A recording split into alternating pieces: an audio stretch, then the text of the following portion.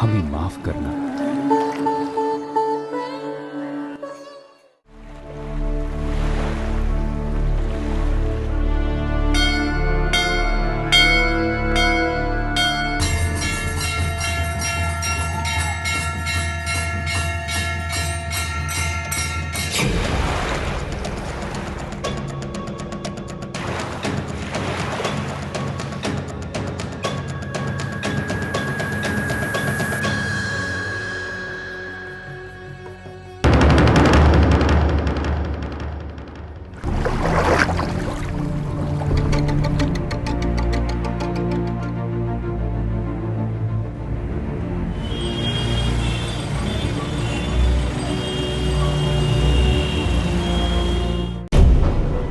बाबा विश्वनाथ के दर्शन के लिए गया था।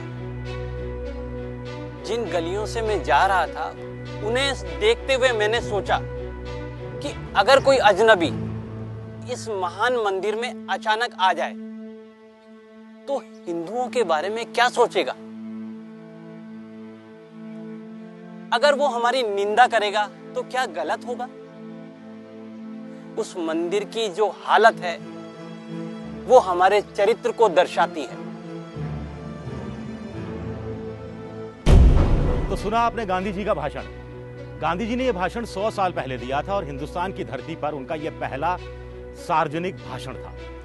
इसमें गांधी जी किस बात का जिक्र कर रहे थे? वो जिक्र कर रहे थे गंदगी का, हिंदुओं के सबसे पवित्र तीर्थ स्थान बनारस का, शिव की नगरी काशी का, मोक्ष की धरती काशी का। आखिर इस धरती पर इतनी गंदगी क्यों है? साफ सफाई की कोई व्यवस्था क्यों नहीं है? ये तमाम मुद्दे थे जो 1916 में दिए गए अपने भाषण में महात्मा गांधी उठा रहे थे। महात्मा गांधी ने हमें आजादी दी। हमने महात्मा गांधी को क्या दिया? महात्मा गांधी को जो सबसे प्रिय जो चीजें थी, एक उनको प्रिय था हिंदुस्तान की आजादी,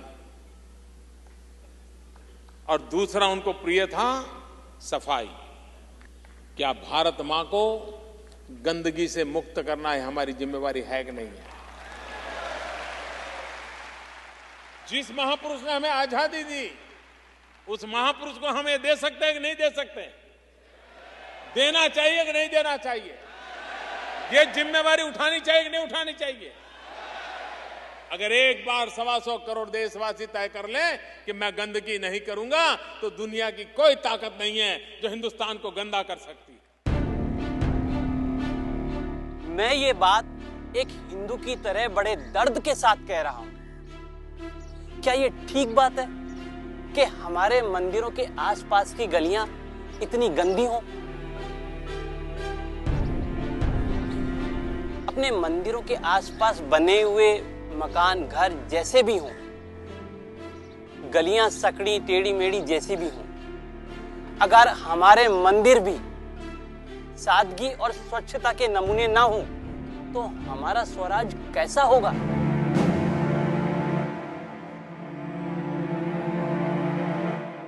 और अगर ये अंग्रेज अपना बोरिया बिस्तर समेटकर चले भी गए तो क्या हमारे मंदिर पवित्रता, स्वच्छता और शांति के धाम बन जाएंगे?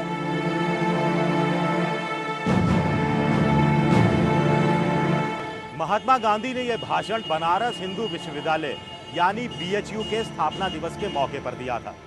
बीएचयू को बनाने का बीड़ा उठाया था कांग्रेस के वरिष्ठ नेता पंडित मदन मोहन मालवीय ने। पंडित मालवीय चाहते थे कि बनारस हिंदू विश्वविद्यालय दुनिया का सबसे अच्छा विश्वविद्यालय बने। खैर, सब लोगों को महात्मा गांधी के भाषण का इंतजार हो रहा था। लोगों को लग रहा था कि गांधी जी की पढ़ाई लिखाई लंदन में हुई है, इसलिए कुछ वो नई नई बातें बताएंगे, बहुत बड़ी बड़ी बातें कहेंगे।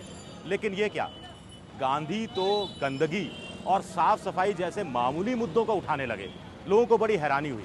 गांधी जी के भाषण का पूरा जोर इस शहर की गंदगी पर था। आखिर इस धर्म नगरी की इस हालत पर गांधी जी इतने व्यथित, इतने दुखी क्यों थे?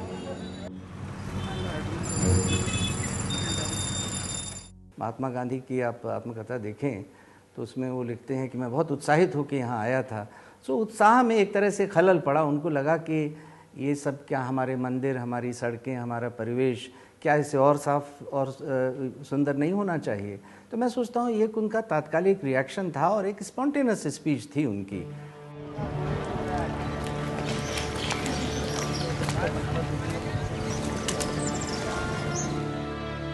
सवाल उठता है कि आखिर गांधी जी ऐसी बातें क्यों कह रहे थे?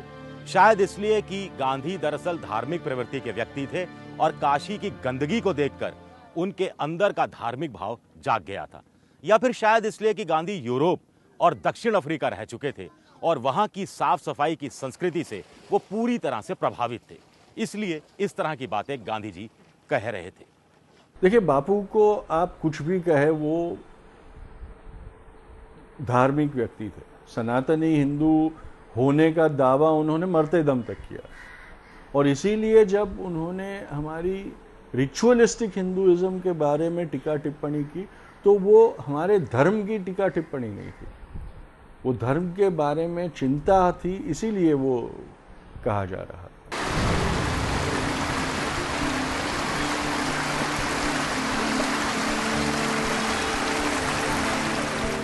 तब से अब तक 100 साल गुजर चुके हैं। क्या आस्था की काशी स्वच्छ और निर्मल बन गई? क्या विश्वनाथ मंदिर और वाराणसी की गलियां अब चमक उठी? कितनी साफ और स्वच्छ है देश की धर्म नगरी।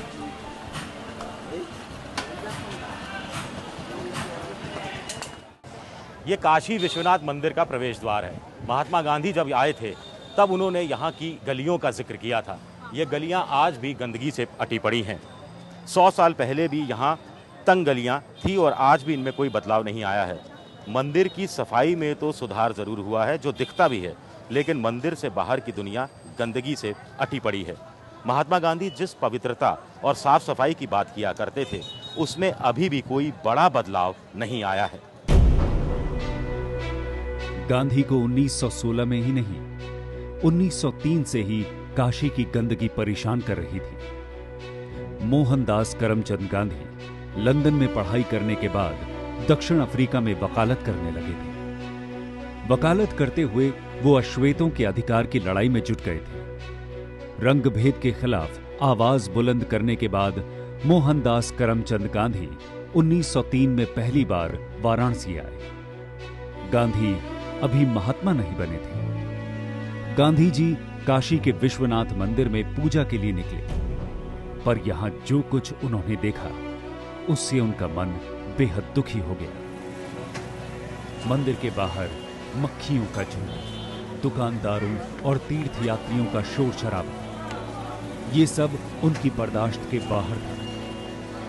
गांधी अपनी डायरी में लिखते हैं, जिस जगह पर लोग ध्यान और शांति के माहौल की उम्मीद करते हैं, वहां ये बिल्कुल नदारद है। मंदिर पहुंचने पर मेरा सामना सड़े हुए फूलों की दुर्गंध से हुआ।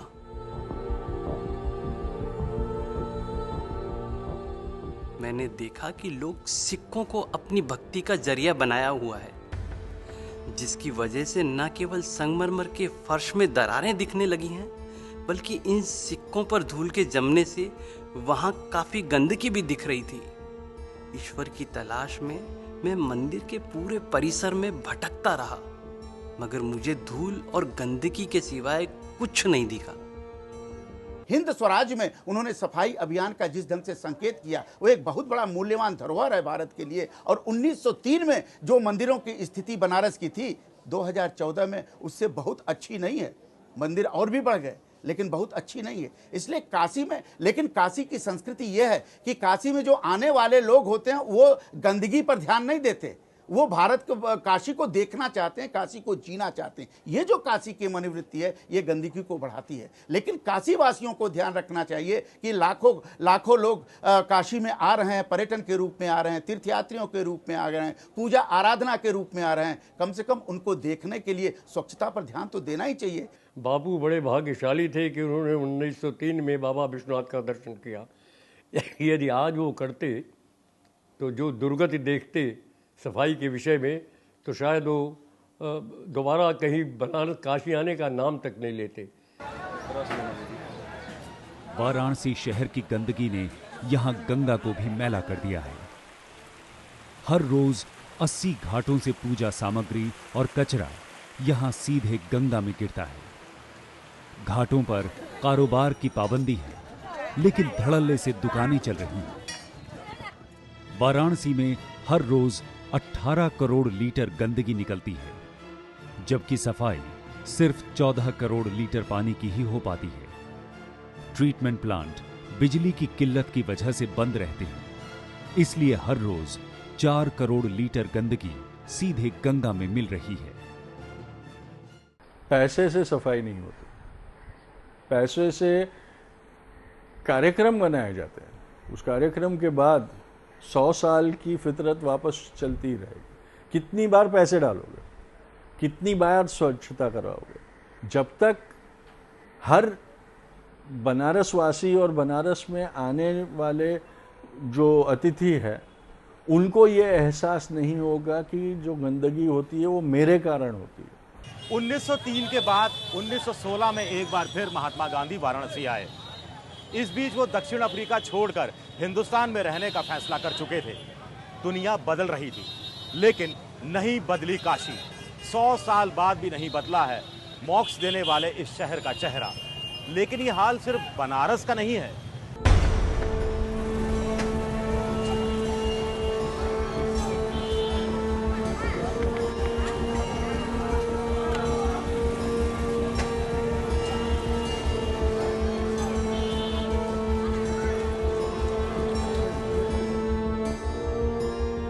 गंगा, यमुना और अदृश्य सरस्वती की त्रिवेणी का शहर इलाहाबाद।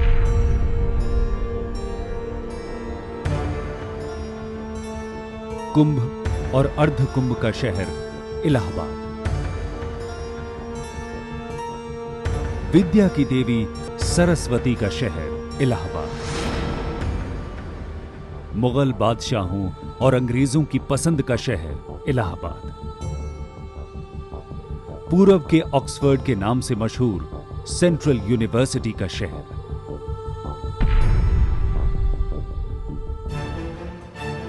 मुझे ये जानकर बड़ा धक्का लगा है कि हरिद्वार की तरह प्रयाग की पवित्र नदियां भी नगर पालिका के गंदे नाले के पानी से अपवित्र की जाती। इस खबर से मुझे काफी दुख हो रहा है। इस प्रकार जिला बोर्ड पवित्र नदियों के पानी को गंदा ही नहीं करता, बल्कि कि हजारों रुपए नदी में फेंकते हैं। नालियों के पानी का सही उपयोग किया जा सकता है, पर मुझे आश्चर्य होता है कि जिला बोर्ड ऐसा क्यों नहीं कर पा रहे हैं। अब देखिए, हरिद्वार, प्रयाग और काशी, गांधी तीनों को जोड़ते हैं। हरिद्वार भी गंगा के किनारे है, प्रयाग भी गंगा के किनारे है, काशी भी गंगा के किनारे है। 1929 में जो समस्या थी कि गंदे नालों का गंगा में बहाव, जिससे गंगा प्रदूषित हो रही है, 1929 में था। 2014 में भी गंदे नालों के प्रवाह से इलाहाबाद, हरिद्वार और काशी की गंगा प्रदूषित हो रही है। कितने प्रासंगिक हैं गांधी, इसको सोचिए। शहर में मात्र 2700 जो है सफाई कर्मचारी हैं, जबकि मानक के हिसाब से 4300 के करीब लगभग यहाँ पे कर्मचारी यहाँ पे होने चाहिए। और इसके अलावा जो नगर निगम की जो व्यवस्था है उसमें ना पर्याप्त मशीनें हैं कूड़ा उठाने के निष्पादन करने के लिए, और इच्छा शक्ति का अभाव है। जो इलाहाबाद का जो सीवेज सिस्टम है, जो नालियाँ जो है टूटी फूटी हैं और जिनके माध्यम से गंदगी निकल भी सकती है, वो जो सड़कों पर दिखाई पड़ रही है, जगह जगह कूड़ों का ढेर है, उनके लिए कोई ठोस कार्य योजना अगर जो बनती भी है तो वो क्रियान्वित होने के पहले ही सरकारी भ्रष्टाचार की जो है भेंट चढ़ जाती है। 1929, 60 साल के महात्मा गांधी आजादी के आंदोलन के सबसे बड़े नेता बन चुके थे। अंग्रेजों से मुक्ति दिलाने के लिए पूरा देश उन पर भरोसा कर रहा था, उनके साथ खड़ा था। ऐसे में महात्मा गांधी का इलाहाबाद आना हुआ।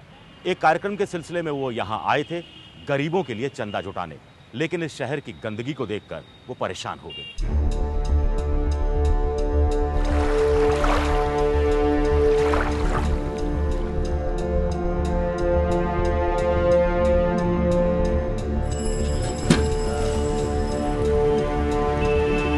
जब जब आए दक्षिण अफ्रीका से, जब उन्होंने राष्ट्र भ्रमण किया, तो हरिद्वार में कुंभ में के मेले में भी वो सारे गए थे, अपने बच्चों को भी ले गए थे, सब गए थे।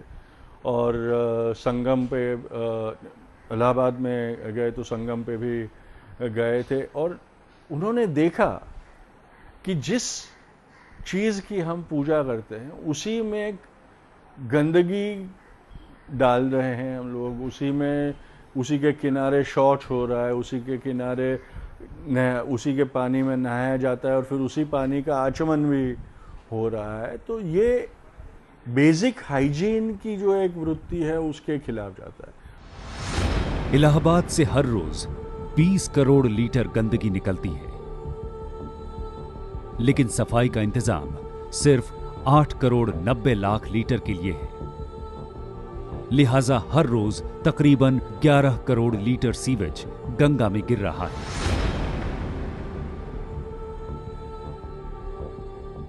गांधी जी आज भी होते तो दुख जताते, क्योंकि गंगा प्रयाग में आज भी उसी तरह प्रदूषित हो रही हैं उन नालों से, उन गंदगियों से, जिन गंदगियों से गांधी जी रूबरू हुए थे। महात्मा गांधी बनारस गए तो वहाँ की गंदगी को उन्होंने मुद्दा बनाया। यहाँ प्रयाग आए तो संगम नगरी की गंदगी ने उन्हें परेशान कर दिया। गंगा के किनारे बसे 2 शहर, बनारस और इलाहाबाद। लेकिन क्या हरिद्वार का तजुर्बा भी महात्मा गांधी के लिए इतना ही बुरा रहने वाला था? आइए देखते हैं। इसमें कोई शक नहीं है कि हरिद्वार और दूसरे जाने माने तीर्थ स्थान एक समय सचमुच पवित्र थे। धर्म के प्रति मेरे मन में सहज प्रेम है और मैं प्राचीन संस्थाओं का हमेशा आदर करता हूँ।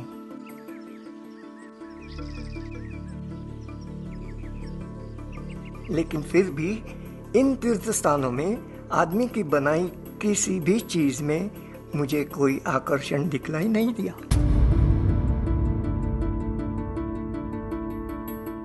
महात्मा गांधी 1929 में दूसरी बार हरिद्वार आए थे। इससे पहले उनका 1915 में यहाँ आना हुआ था, तब हरिद्वार में महाकुंभ लगा था। महात्मा गांधी के यंग इंडिया में एक लिखे लेख से पता चलता है कि धार्मिक स्थलों को लेकर महात्मा गांधी ने जो कल्पना अपने मन ही मन में की थी, वैसा कुछ भी उन्होंने हरिद्वार में नहीं पाया। धार्मिक स्वभाव के महात्मा गांधी को धर्म नगरी में घूमते हुए झटके लग रहे थे। अपने भाषण में उन्होंने ये बात की कि मैं जिस आस्था और श्रद्धा के साथ हरिद्वार आया, यहाँ मुझे आशा थी कि जिस तरह हिमालय स्वच्छ है, जिस तरह गंगा की धारा को स्वच्छ होना चाहिए, वो स्वच्छता कहीं दिखाई नहीं पड़ती। और नगर में तो गंदगी के ढेर चारों ओर लगे हुए हैं। क्या यहाँ की गंदगी को साफ किया जा सकता है? और तब सभा में ही जितने लोग उपस्थित थे उनसे गांधी जी ने संकल्प कराया। पहली बार जब सन 1915 में मैं हरिद्वार गया था, तब मैं वहाँ सर्वेंट ऑफ इंडिया सोसाइटी के अध्यक्ष पंडित हृदयनाथ कुंजरू के अधीन एक स्वयं सेवक की तरह गया था। मैं बड़ी बड़ी आशाएं लगाकर और बड़ी श्रद्धा के साथ हरिद्वार गया था, लेकिन जहाँ एक और गंगा की निर्मल धारा ने और हिमाचल के पवित्र पर्वत शिखरों ने मुझे मोह लिया, वहाँ दूसरी ओर उस पवित्र स्थान पर मनुष्य के कामों से मेरे हृदय को कुछ भी प्रेरणा नहीं मिली। पहले की तरह आज भी धर्म के नाम पर गंगा मैली की जाती है। अज्ञानी और विवेक शून्य स्त्री पुरुष गंगा तट पर जहाँ ईश्वर दर्शन के लिए ध्यान लगाकर बैठना चाहिए, वहाँ पाखाना पेशाब करते हैं। इन लोगों का ऐसा करना प्रकृति, आरोग्य और धर्म के नियमों का उल्लंघन करना है। जो मूल मुद्दा 1915 में कुंभ के अवसर पर हरिद्वार की गंदगी को देखकर, हरिद्वार की कहना चाहिए प्राकृतिक रमणीयता को चोट पहुंचाने वाले तत्वों को देखकर उनके मन में थी, ठीक वही स्थिति आज भी है। उस स्थिति में कोई परिवर्तन नहीं हुआ है। गांधी जी यही नहीं रुकते हैं, धर्म परंपरा और संस्कृति के नाम पर जिस तरह से गंगा मैली की जाती है, उस पर गांधी जी आगे लिखते हैं, धर्म के नाम पर जानबूझकर भी गंगा को गंदा किया जाता है। विधिवत पूजा कराने के लिए मुझे गंगा तट पर ले जाया गया। जिस पानी को लाखों लोग पवित्र समझकर पीते हैं, उसमें फूल, सूत, गुलाल, चावल, पंचामृत वगैरह चीजें इस विश्वास में डाली गई कि ये एक पुण्य काम है। मैंने इसका विरोध किया तो जवाब मिला कि ये तो युगों से चली आ रही एक सनातन प्रथा है। इन सब के अलावा मैंने ये भी सुना है कि शहर की गंदी नालियों का गंदा पानी भी आकर नदी में मिलता है। वह एक बड़ा अपराध है। महात्मा गांधी ने 100 साल पहले जिसे अपराध कहा, क्या धार्मिक नगरी को ऐसे अपराधियों से मुक्ति मिल सकी? जो गंदे नाले 100 साल पहले गंगा से मिलते थे, क्या गंगा ऐसे नालों से मुक्त हो सकी? महात्मा गांधी ने यंग इंडिया में लिखे लेख के जरिए 1929 में जो तस्वीर खींची थी, 85 साल बाद आज भी हर रोज वो दोहराई जाती है। वही तस्वीर, हजारों हजार टन फूल माला, सूत, गुलाल, चावल, पंचामृत गंगा में यूं ही बहाए जाते हैं।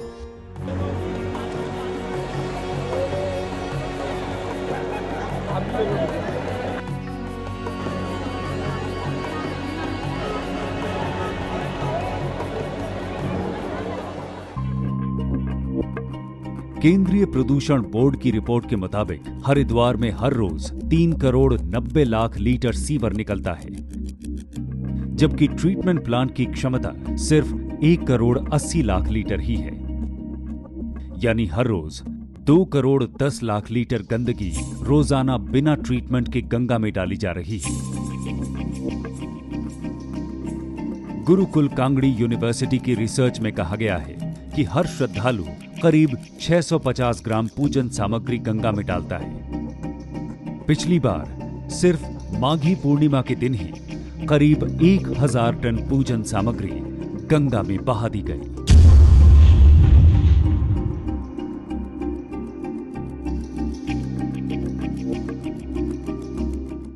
जब तक हम गंगा के प्रति निष्ठा रखने वाले लोग, आस्थाशील लोग, गंगा की धारा में डुबकी लगाकर मोक्ष की कामना करने वाले लोग, सुख, ऐश्वर्य, शांति और समृद्धि की कामना गंगा की पूजा करने के बाद करने वाले लोग, जब तक गंगा की धारा को निर्मल बनाने के लिए स्वयं सचेष्ट नहीं होंगे, सावधान नहीं होंगे, तब तक न गांधी जी का सपना पूरा हो सकता है, न हरिद्वार को निर्मल बनाया जा सकता है, न गंगा जी की निर्मलता और स्वच्छता को सुरक्षित रखा जा सकता है। राष्ट्रपिता ने 100 साल पहले गंदगी और साफ सफाई को बड़ा मुद्दा बताया था।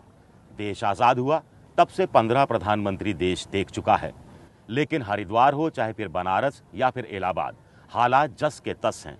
अब प्रधानमंत्री नरेंद्र मोदी वाराणसी से सांसद हैं। उन्होंने वाराणसी को ही नहीं बल्कि पूरी गंगा को ही साफ करने का बीड़ा उठाया है। सवाल उठता है कि क्या अब महात्मा गांधी का एक साफ सुथरे और निर्मल भारत का सपना पूरा होगा?